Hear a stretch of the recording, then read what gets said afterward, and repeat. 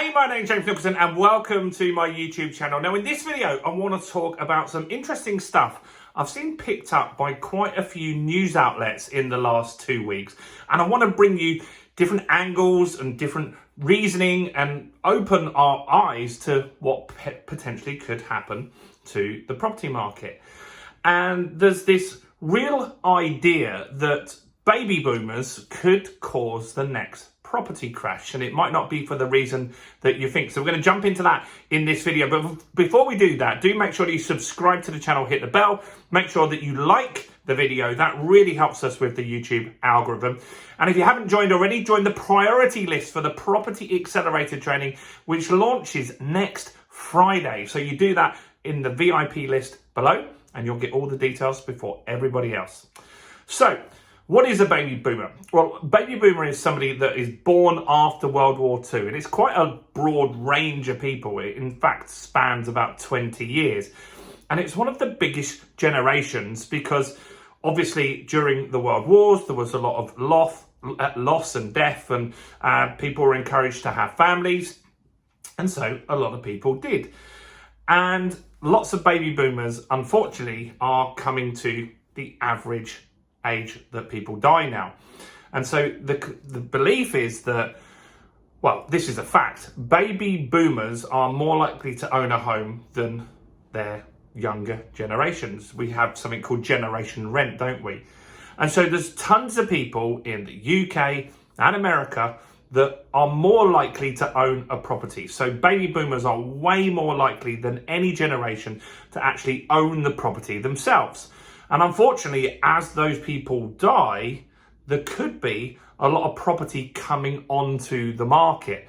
Now, this is an interesting angle, which I never really thought about. And so that is a fact, right? So the older generation, they're more likely to own a property. They're more obviously likely to die in the short term.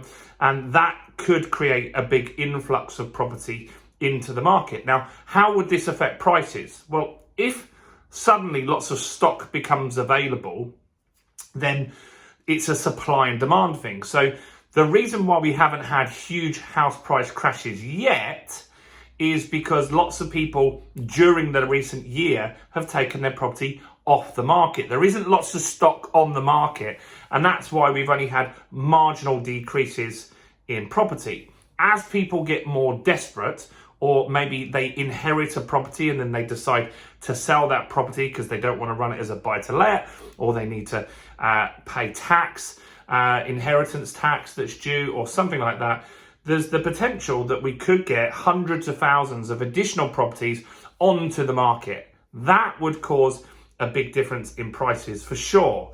So that's the belief that over the next few years, you're going to start seeing more of these baby boomer properties coming onto the market that haven't been on the market for decades. And so while they're not there now, as they start coming through, that will increase the supply.